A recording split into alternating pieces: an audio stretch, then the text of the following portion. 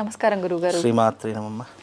గురుగారు, చాలా మంది ఆడవాళ్ళు పడుకునే ముందు గాజులు, కమ్మలు తీసి పడుకుంటూ ఉంటారు. పెళ్ళైన వాళ్ళైతే తాలిబొట్టు కూడా తీసి అలాగే పడుకుంటారు. మార్నింగ్ లేచిన తర్వాత మళ్ళీ వేసుకుంటూ ఉంటారు. నిజంగా ఇలాంటి పనులన్నీ చేయొచ్చు అంటారా? మన సనాతన ధర్మం ప్రకారం ఇలా చేయడం తప్పంటారా? 100% తప్పే కదా. దాంట్లో మీరు చెప్పిన వస్తువుల్లోనే ఏమేమి తీయకూడదో అవే తీస్తున్నారు. కాబట్టి ఇక్కడ మనం సనాతన ధర్మం ప్రకారం వెళితే ఒక రకంగా ఉంటుంది. అంటే లౌకికంగా చెప్పాలి, మామూలుగా నార్మల్ ఇప్పుడున్నటువంటి అప్డేట్ జీవితంలో చెప్పాలి అంటే ఒక రకంగా చెప్పాలి. ఇక సనాతనము ప్లస్ అప్డేట్ జీవితాలు ఈ రెండింటినీ కమ్యూనికేషన్ చూస్తే కొన్ని వస్తువులు తీయడంలో తప్పు లేదు, కొన్ని వస్తువులు అస్సలు తీయకూడదని సనాతన ధర్మం అని చెప్పింది. ఇప్పుడు మీరు అన్నట్టుగా పెళ్లి కానటువంటి వాళ్ళ స్త్రీలు చూస్తే గనక చేతులకు గాజులు ఉండాలి తప్పకుండా. పెళ్లి కాని వాళ్ళకి కూడా, కాని వాళ్ళకైనా అయిన వాళ్ళకైనా గాజులు తప్పకుండా ఉండాలి. మట్టి గాజులు అనేటటువంటి ఉండాలి. అవి 2, 3, 5 ఎన్నో కొన్ని వేసుకోవాలి. అలాగే కమ్మలు అనేటటువంటివి అవసరం లేదు. కమ్మలు పడుకునే ముందు పెట్టుకోకూడదు అనేటటువంటి శాస్త్రంలో చెప్పలేదు. సౌభాగ్యానికి గుర్తుగా ఉన్నటువంటి వస్తువులు సనాతన ధర్మంలో కొన్ని చెప్పడం జరిగింది. అలాంటి సౌభాగ్య వస్తువులలో గాజులు ఒకటి, అలాగే తలలో పువ్వులు ఒకటి, మంగళసూత్రము, కాళ్ళకి మెట్టెలు, నుదుటిన కుంకుమ, ఈ 5ని పంచద్రవ్యములు అని అంటుంటారు. సౌభాగ్యానికి గుర్తుగా ఉన్నటువంటి గుర్తులు ఇవి. అయితే దాంట్లో ప్రధానంగా ఏది తీసేసినా ఏది వద్దనుకున్నా అందులో ప్రధానంగా ఉండేటటువంటి 2 వస్తువులు, మెడలో మంగళసూత్రము, కాలికి మెట్టెలు. ఈ 2 ప్రధానంగా ఉండవలసినటువంటి అంశములు. మరి ముఖ్యంగా అందులో చెప్పదగినటువంటిది అంటే గాజులు కూడా ఉండాలి. గాజులు అనేటటువంటి, ఇప్పుడు గాజులు ఎప్పుడు తీస్తాము? ఎవరైనా చనిపోయినప్పుడు మనం గాజులు పగలగొడతాం, చూస్తూ ఉంటారు. తాలిబొట్టు తీసేస్తుంటాం, బొట్టు చెరిపేస్తూ ఉంటాము. అంటే అవి ఎప్పుడు చేస్తాము? ఎప్పుడైతే భర్త లేడు అనేటటువంటి సంఘటనలు ఉంటాయో అలాంటి సందర్భాల్లోనే ఈ 3 ప్రధానంగా తీసేస్తాం. ఇక ఇది పువ్వులు అనేటటువంటివి, కమ్మలు అనేటటువంటి ఉన్నా లేకపోయినా నడుస్తుంది. కానీ ప్రధానంగా ఉన్నటువంటి అంశాలు ఏంటి అంటే మంగళసూత్రం ఉండాలి. మంగళసూత్రం ఎట్టి పరిస్థితుల్లోనూ తీయకూడదు. అలాగే చేతికి గాజులు కూడా ఎట్టి పరిస్థితుల్లోనూ కూడా తీయకూడదు.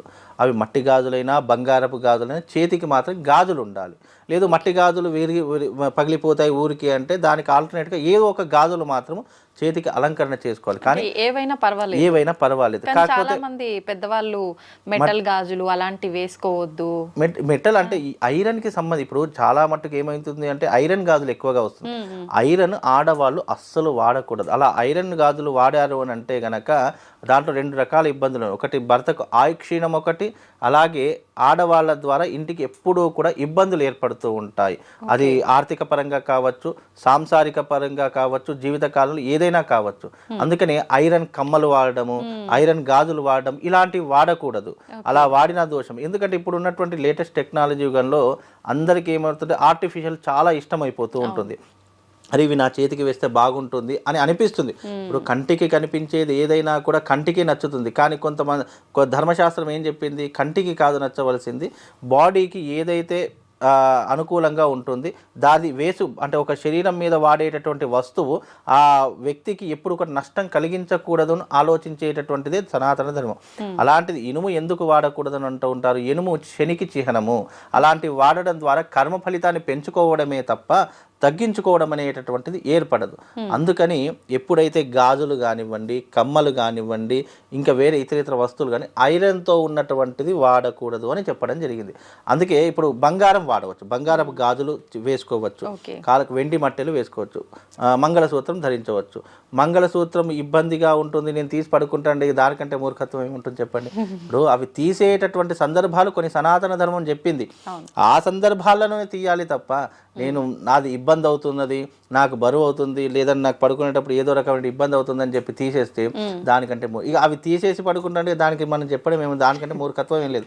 ఇంట్లో పెద్దవాళ్ళైనా చెప్పాలి. లేదు అంటే అది అరే ఇది తీయకూడదు అనేటటువంటి ఒక జ్ఞానం, భగవంతుడు మనకు ఒక జ్ఞానం ఇచ్చాడు. ఏది మంచి ఏది చెడు అనే విచక్షణ జ్ఞానం ఇచ్చినప్పుడు అరే ఇది మంగళసూత్రం అంటే మంగళప్రదమైనటువంటిది. మనము ఒక పెళ్లిలో అంతమంది మధ్యలో కడుతూ ఉంటాము, ఎందుకు దానికి అంత గుర్తింపు వచ్చింది అనేటటువంటి కనీస ఇంగితమైన ఉండాలి కదా. దానికి కారణం చేత నువ్వు ఏది చేసినా చేయకపోయినా 3 వస్తువులు నీ శరీరం అంటే పెళ్ళైనటువంటి స్త్రీలు ఈ 3 వస్తువులు నీ శరీరం మీద ఉండి తీరాలి. లేదు అని అంటే గనక ఆ స్త్రీ వల్ల ఎప్పటికైనా కలహం ఏర్పడుతుంది, లేదా ఆస్తి నష్టం ఏర్పడుతుంది, లేదా మరొకరితో అక్రమ సంబంధాలు ఏర్పడేటటువంటి అవకాశాలు కూడా దీని ద్వారా కలుగుతాయి. కాబట్టి ఈ 3 అనేటటువంటి మనిషి జీవితంలో స్త్రీకి చాలా ఉండవలసినటువంటి అంశం. మంగళసూత్రం తప్పనిసరిగా ఉండాలి, కాళ్ళకు మెట్టెలు తప్పనిసరిగా ఉండాలి, చేతికి గాజులు తప్పనిసరిగా ఉండాలి, నుదుట కుంకుమ తప్పనిసరిగా ఉండాలి. ఈ ద్రవ్యాలు గనక లేకపోతే భర్త లేనటువంటి స్త్రీ ఏ రకంగానైతే ఉంటుందో ఆ కోవకు చెందినటువంటి స్త్రీగా భావన చేసుకుంటారు అని సనాతన ధర్మం తెలియజేసింది.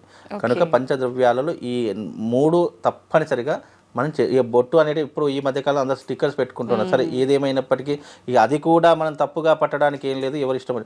కాకపోతే మంగళసూత్రము, మెట్టెలు, గాజులు ఈ 3 అయితే తప్పనిసరిగా ధరించాలి పెళ్ళి అయినటువంటి స్త్రీలు. ఈ పెళ్లి కానటువంటి స్త్రీల గురించి పెద్దగా చెప్పుకోవాల్సిన అవసరం లేదు. ఈ 3 కూడా వాళ్ళకు ఉండవు. కనీసం వాళ్ళు చేతులు గాజులైనా ధరించుకోవాలి అని సనాతన ధర్మం చెప్పింది. అంటే గాజులు అనేటటువంటి దానికి అర్థం ఏంటి అంటే గనక ఇప్పుడు దేవాలయాలు ఘంటానాదం చేస్తూ ఉంటాం. ఘంటానాదం ఎందుకు చేస్తాము? అగమార్తుత దేవానాం గమనార్థుత రాక్షసాం కురు ఘంటారావం తత్ర దేవత హవ్యలాంఛనం అని దానికి ఒక శ్లోకం ఉంటుంది. అంటే ఘంటానాదం చేయడం ద్వారా ఏమవుతుంటే దుష్ట శక్తులు రాకుండా ఆ నాదం అనేటటువంటిది మనకు ఒక పాజిటివ్ ఎనర్జీని ప్రసరింపజేస్తుంది. అలాగే స్త్రీలకు గాజులు అనేటటువంటివి నరదృష్టి తగలకుండా, చెడు ప్రభావం స్త్రీ మీద పడకుండా. ఎందుకంటే ఇప్పుడు ఈ యుగమే కాదు, తరతరాలుగా స్త్రీని చూసేటటువంటి ఏవైతే భావన ఉంటుందో ఆ భావన మంచికి రావచ్చు, చెడుకి రావచ్చు, చెప్పలేము. అందరూ చెడుగా చూస్తారనేటటువంటి ఆలోచన కూడా లేదు. కొంత మంచిగా చూసేటటువంటి వాళ్ళు, చెడు ప్రభావంతో చూసేవాళ్ళు ఉంటారు. అలాంటి నెగిటివ్ ఇంపాక్ట్, ఇప్పుడు నెగిటివ్ ఇంపాక్ట్ అంటే అది కేవలం దృష్టి ద్వారానే అవుతుంది. అలాంటి దృష్టి ప్రభావం కూడా పడకూడదు అనేటటువంటి కారణం చేత చేతులకు గాజులు వేసుకోమని మన పెద్దవాళ్ళు సూచించినటువంటి ఒక అంశము. దాన్ని ఆచరిస్తే మనం హ్యాపీగా ఉంటాం. ఇవన్నీ పద్ధతులు ఎందుకు, ఇవన్నీ తలకాయ నొప్పులు మనకు ఎందుకు అని అంటే ఎప్పుడు ఒకప్పుడు మనమే నష్టపోతాము. మంచి అనేటటువంటి తొందరగా తలకెక్కదు, చెడే తొందరగా తలకెక్కుతుంది. అది వద్దన్నా అదే మంచి అనుకునేటటువంటి ప్రభావం ఈ కలియుగంలో ఏర్పడింది. కాబట్టి ఇవన్నీ కూడా చెప్పడం మనం చెప్పాల్సిన అవసరం, పెద్దవాళ్ళు ఇంట్లో ఉన్నటువంటి వాళ్ళు చెప్తే వాళ్ళు ఆచరిస్తే బాగుంటుంది. ఇప్పటికీ ఈ జనరేషన్లో మూఢనమ్మకాలు ఎందుకు, అవెందుకు, ఇవెందుకు, ఈ ఆల్టర్నేట్ యుగంలో ఇవన్నీ ఎందుకు అని అంటే నువ్వు ఆల్టర్నేట్ యుగమైనా ఏ యుగమైనా నువ్వు సాంప్రదాయకబద్ధంగానే పెళ్లి చేసుకుంటున్నావు. మనకు పెద్దలు ఏదైతే నిర్ణయించారో అదే పద్ధతిలో మనం వెళుతున్నాం. ఆ పద్ధతిలో కూడా నువ్వు ఆల్టర్నేట్ వెతుక్కున్నావు అంటే దానికంటే మూర్ఖత్వం ఇంకోటి లేదు.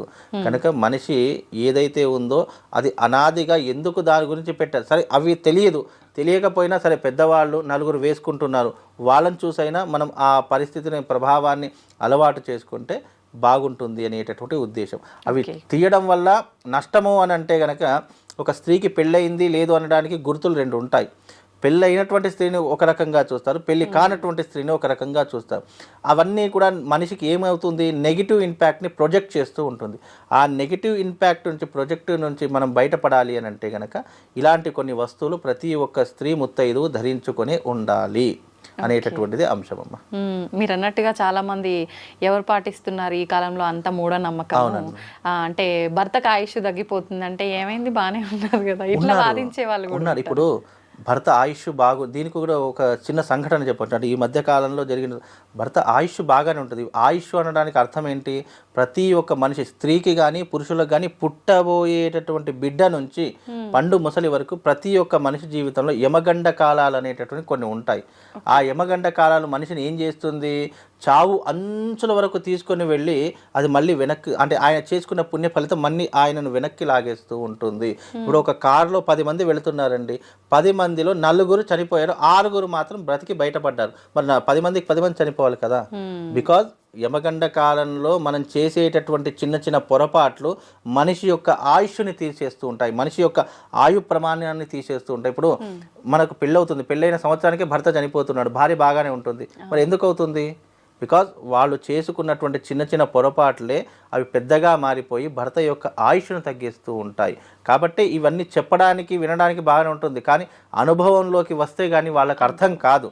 కాకపోతే ఇవి ముందుగా చెప్పడం ఏంటి, అరే ఇవన్నీ ఆచరిస్తే బాగుంటుంది అనేటటువంటి ఒక విధానంతో చెప్పడం తప్ప. ఇప్పుడు ప్రతి మనిషి జీవితంలో గొడవలు కామన్, కానీ కొంతమందికి చిన్న చిన్న కారణం. ఇప్పుడు భార్యాభర్తల మధ్య ఎలా ఉంటాయి తెలుసా? నువ్వు ఈ కమ్మలే ఎందుకు పెట్టుకున్నావు, నువ్వు ఈ డ్రెస్సే ఎందుకు వేసుకున్నావు, నువ్వు ఈ చీరే ఎందుకు కట్టుకున్నావు, చిన్న చిన్న అనుమానాలతో కూడా గొడవలు ఏర్పడేటటువంటి సందర్భాలు ఏర్పడుతూ ఉంటాయి. కనుక స్త్రీ ఉండవలసినటువంటి ధర్మాలు శాస్త్రమునందు కొన్ని చెప్పారు. అలాంటి ధర్మాలను ఆచరించడం ద్వారా దాంపత్యం బాగుంటుంది. దాంపత్యం బాగుంటే భర్త ఆయుష్ పెరుగుతూ ఉంటుంది అనే ఈ చిన్న లాజిక్తోనే ఇవన్నీ నియమాలు పెట్టారు తప్ప మనిషి జీవితం నేను ఇష్టం వచ్చినట్టు ఉంటాను అంటే నువ్వు ఎవరికి అడగాల్సిన అవసరం లేదు, నువ్వు ఎవరికి సమాధానం చెప్పాల్సిన అవసరం కూడా లేదు. మనకు ఒక ఆచారము, ఒక సాంప్రదాయం ఉంది, నాకు వివాహం అయింది, నాకు ఒక భర్త ఉన్నాడు, పిల్లలు ఉన్నారు. ఇప్పుడు తల్లిని బట్టే పిల్లలు పెరుగుతారు, తండ్రిని బట్టే పిల్లలు ఎదుగుతూ ఉంటారు. అలాగే మన యొక్క ప్రవర్తనే మన పిల్లల యొక్క మార్గానికి సూచనగా మారుతూ ఉంటుంది. మనమే ఇవన్నీ చేసామనుకోండి, పిల్లలు రేపటి రోజు ఏమవుతారు? గాలికి పెరుగుతారు, ధూళికి పెరుగుతారు. కాబట్టి ఇవన్నీ ఆలోచన చేసి భవిష్యత్తులో ఇవన్నీ ఇప్పుడు చెప్పినటువంటి మాటలు కాదు కదా, మనం పుట్టకన ముందు, మన తండ్రులు పుట్టకన ముందు ఇవి ఆచారంలో వస్తున్నటువంటి సాంప్రదాయాలు. అవి పాటిస్తే మీరు అన్నట్టుగా వస్తువుల యొక్క ప్రభావం మనిషి మీద కూడా ఉంటుంది.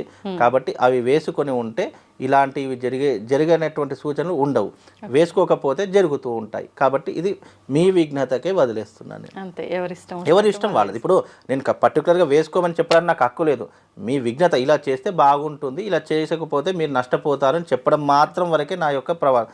ఇక తరువాత మీ యొక్క విఘ్నత, మీ యొక్క ఆలోచన, మీ యొక్క తెలివితేటలు లేదా మీ యొక్క మనసుకి సంబంధించినట్టు మీరు చేసుకోవచ్చు అని మాత్రం చెప్తామమ్మా. మంచి విషయాలు తెలియజేశారు గురుగారు, ధన్యవాదాలు. నమస్కారం గురుగారు. గురుగారు, వివాహ తంతులో మంగళసూత్రాలు అని అంటే మనం ఆచరించేదైనా, మనకు సినిమాల్లో చూపించేదైనా 2 మంగళసూత్రాలు. కొంతమంది ఒకటే ఉంటుంది, కొంతమంది 2. కానీ భద్రాచలంలో మాత్రం 3 సూత్రాలతో ఈ తంతంతా జరుగుతుంది అని అంటూ ఉంటారు. ఎందుకని ఈ విధంగా? అక్కడ సామాన్యంగా జరిగేది ఏమంటే, మంగళసూత్రాలకు పెళ్లిలో పిల్ల వైపు వాళ్ళు ఒకటి తీసుకొస్తే పిల్లవాడి వైపు వాళ్ళు ఒకటి తీసుకొస్తారు. దానికి ఏదో లెక్క ఉంది, ఒక చిన్నమో లేకపోతే 2 చిన్నాలో ఉండాలి, అది అలాగే ఉండాలి, ఏదో ఇవన్నీ ఎవరి లెక్కలు వాళ్ళకు ఉన్నాయి.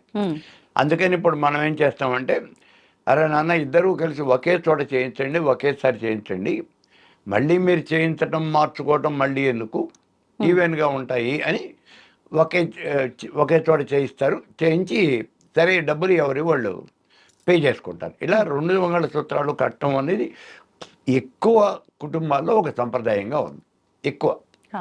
అయితే భద్రాచలంలోకి వచ్చేటప్పటికి ఆయన రామదాసు, నేనే కదా ఈ ఆలయం అని అంతా కూడా పునర్నిర్మాణం చేయిస్తూ ఉన్నది, మరి నేను సీతాదేవికి తండ్రి లాంటి వాడిని, అందుకని చెప్పి నేను ఒక మంగళసూత్రం ఇస్తాను అని చెప్పేసి ఆ రోజుల్లో ఆయన కూడా ఒక మంగళసూత్రం చేయించాడు. అందుకని ఇక్కడ భద్రాచలంలో 3 మంగళసూత్రాలు ఉంటాయి అనేటటువంటిది ఒకసారి వాళ్ళు చూపిస్తూ ఉంటే నేను చూశాను.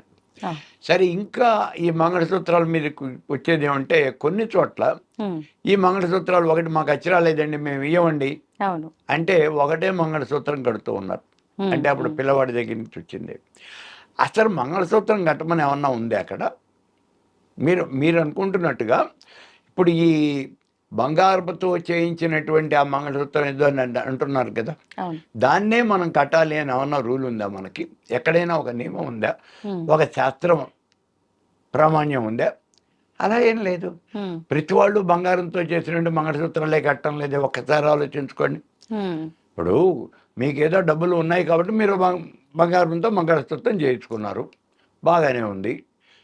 మరి మా ఇంట్లో పనిచేసే అమ్మాయి ఉంది, అమ్మాయి మెళ్ళో ఈ బంగారంతో చేసిన మంగళసూత్రాలు ఏం లేవే, మరి వివాహ సమయంలో వాళ్ళు ఏం కట్టడం లేదా, పుస్తలు కట్టడం లేదా అంటే పసుపు తాడు తీసుకొచ్చి ఆ పసుపు తాడికి ఒక పసుపు కొమ్మను కట్టి అదే మంగళసూత్రం. కాబట్టి మంగళసూత్రం అనేది ఇలాగే ఉండాలి, దానికి ఇంత బరువు ఉండాలి, మన వాళ్ళు చాలా చెప్తూ ఉంటారు, దానికి ఇంత బరువు ఉండాలి, అదే శాస్త్రబద్ధం. మరి శాస్త్రబద్ధం అయితే వాళ్ళు పసుపు కొమ్మ ఎట్లా కడుతున్నారు? అసలు అది కాదు. ఒక మంగళమైనటువంటి సూత్రం, శుభప్రదమైనటువంటి ఒక తాడు, దానికి శుభప్రదం అంటే పసుపు తాడు అన్నారు. ఆ పసుపు తాడు కట్టేప్పుడు కూడా ఏం చేస్తారు, ఈ పసుపు కొమ్ము కట్టి ఎవరిది వాళ్ళే, అంటే పసుపు కొమ్ము కట్టేసి ఇదేమో పెళ్లి కొడుకు వాళ్ళది, ఇదేమో పెళ్లి కూతురు వాళ్ళది, 2 పట్టుకొచ్చి మెడలో కడతారు. మరి 2 కట్టాలిగా మంగళసూత్రాలు, అందుకని ఆ 2 కడుతున్నారు, అవి సరిపోతాయి. ఇక్కడ మనకి తెలియనటువంటి విషయం ఇంకోటి ఏమంటే, శ్రీకాకుళం జిల్లాలో లక్ష్మీపురం, అది ఒక చిన్న గ్రామం. అక్కడ దగ్గరగా అందరూ కూడా ఈ చేపలు పట్టేటటువంటి వాళ్ళే ఉంటారు అని చెప్తూ ఉంటారు. దగ్గరగా ఊరంతా వాళ్ళేను అని. వాళ్ళకు వింతైనటువంటి ఆచారం ఉంది. ఏమిటి అంటే ఆడపిల్లే మంగళసూత్రం కడుతుంది, మగపిల్లవాడి మెడలో ఆడపిల్లే మంగళసూత్రం కడుతుంది. అదే వాళ్ళ ఆచారం.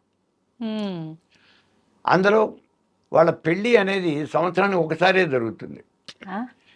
ఎప్పుడు పడితే అప్పుడు ముహూర్తం ఉండదు. వాళ్ళు ఏదో ఒక ముహూర్తం చూసుకుంటారు. ఈ ముహూర్తాన ఆ ఊళ్ళో ఉన్న వాళ్ళందరికీ ఒకేసారి సామూహిక వివాహం అందరికీ ఒకేసారి జరిగిపోతుంది. ఇప్పుడు మనకు కూడా కొన్ని చోట్ల జరుగుతూ ఉంటాయి చూడండి, సామూహిక వివాహాలు అని చెప్పేసి జరుగుతూ ఉంటాయి. అలాగే సామూహిక ఉపనయనాలు అని, అలా వాళ్ళు సామూహికంగా ఒకేసారి జరిగిపోతూ ఉంటాయి. ఇలాంటి సంప్రదాయాలు ఇవన్నీ కూడా డిఫరెంట్ సంప్రదాయాలు. ఎవరి ఆలోచన విధానం, ఎవరి యొక్క నమ్మకాలు వాళ్ళవి. ఇప్పుడు మనం ఇన్ని చేస్తున్నాము అంటే కొంతకాలం క్రితం మనం చాలా గట్టిగా విన్నాం.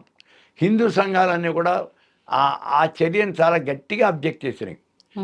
మద్రాసులో ఈ డిఎంకే వాళ్ళు, డిఎంకే గవర్నమెంట్ అఫీషియల్గానే వాళ్ళు ఒక పెద్ద స్టేజీ అరేంజ్ చేసి అందరూ కొంతమంది దంపతులను, ఒక 40 మందిలో 50 మంది దంపతులను స్టేజీ మీద తీసుకొచ్చి భార్య మెడలో కట్టినటువంటి మంగళసూత్రాలు ఊడదీయించేశారు.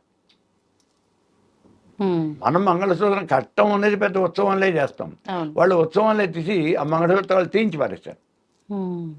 మేమంతా ఇప్పుడు సుఖంగా కాపురం చేయటం లేదా అన్నారు. మంగళసూత్రం కట్టడం వల్ల మీరు కాపురం చేస్తున్నారు లేకపోతే చేయరు అని ఎవరు చెప్పారు?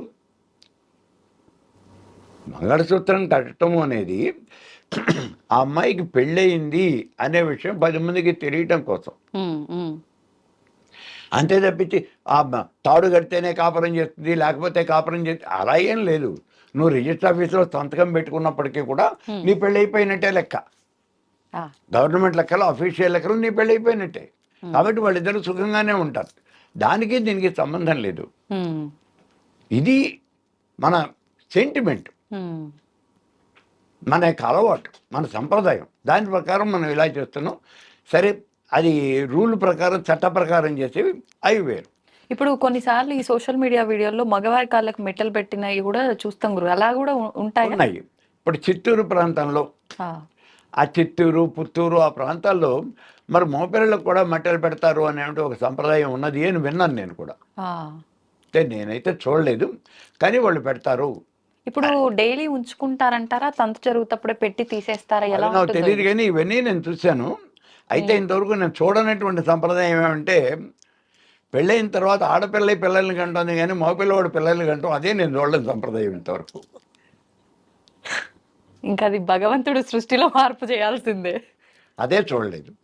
మిగిలినవన్నీ ఎవరికి వాళ్ళు ఇష్టం వచ్చినట్టు వాళ్ళ ఆచార ప్రకారం వాళ్ళు మార్చుకుంటూనే ఉన్నారు.